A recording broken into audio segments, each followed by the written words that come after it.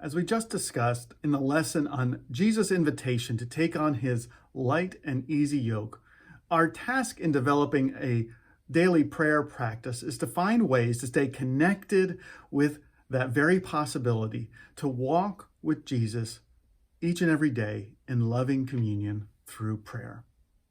So today, for our final prayer practice, we're going to spend some time learning how to be intentional about developing a right-sized prayer practice that will enable us to do just that. Now, there's a worksheet that goes along with this. If you're on our website, you'll find it just below this video. If you're on YouTube, I invite you to click the link in the video below. It'll take you to our website where you can find that handout. It's a great worksheet, and I hope you'll work through it. And there are 4 steps to developing a right-sized prayer practice that enables us to seek communion with God through our daily prayer. And the first step is simply to consider which prayer practices help you connect with God. It's not about doing what you think you should do or even what other people have told you you should do. It's not about doing what I've taught. It's really about understanding those things that have helped you connect deeply with God. And that might change throughout your life, by the way. Now, we've learned a total of 5 different prayer practices throughout the series, and if you've been practicing them, perhaps you've discovered some that help you connect. Maybe there have been things that you've done at other times in your life that would help you connect as well. Continue to look for those things, and as you identify them, just make note of it.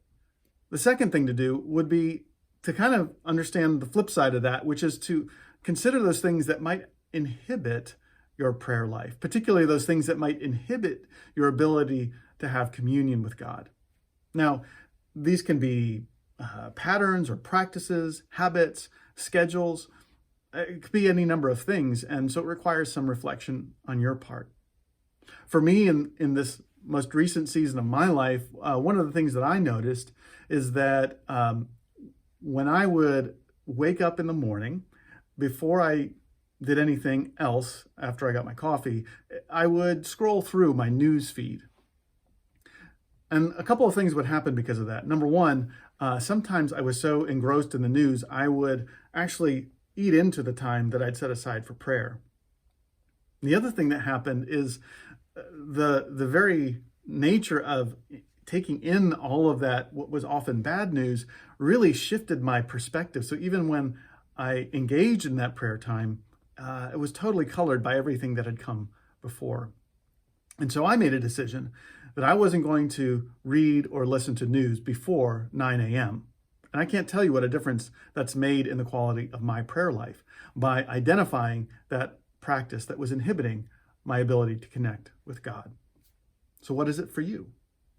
The third thing would be then simply to take into account those first 2 things that we've talked about, those things that help you connect with God, particular prayer practices, and then those things that may be inhibiting your prayer life, and use that information to brainstorm some options for a right-sized prayer rhythm. Now you can consider both daily and weekly patterns. When thinking about daily options, you might consider 4 different times of day: morning, midday, evening, and bedtime. Throughout history, the church has found that praying at those times of day are really potent places to acknowledge God's work and presence. I'm not suggesting that you should pray in each one of those time slots. That's probably overwhelming, especially if you don't have a regular prayer practice right now. You might just be looking at trying to find one time a day that you can engage in a regular prayer practice. But brainstorm some ideas about where and when and how you might pray daily. I also encourage you to consider weekly rhythms as well. Just as God has invited us to set aside one day for worship and rest, so we also have our own weekly rhythms, which might provide opportunities for different sorts of prayer. So a couple weeks ago, we talked about the prayer of recollection, and I suggested that perhaps this was a type of prayer that you could think about praying once a week, helping you to recall your identity in Christ, So perhaps there's a time in your week where that sort of prayer or another one might be meaningful and potent. So think about those weekly rhythms. The point is simply to think about those opportunities within your daily and weekly patterns that might provide some space for a right-sized moment of prayer. And the final step is simply choosing a place to start. Maybe you have developed a multi-layered pattern that you're really excited about, but I just want to encourage you, it's really not about accomplishing a particular goal or checking off a box. It's about taking a first step towards seeking greater communion with God by giving attention to it on a daily and a weekly basis. I really want to thank you for being part of this series on prayer. And if you would like some more resources to help you on your journey of faith, if you would like to connect with others who are also on that journey, please reach out. Contact the church office, email us at connect@chestnutgrovechurch.net.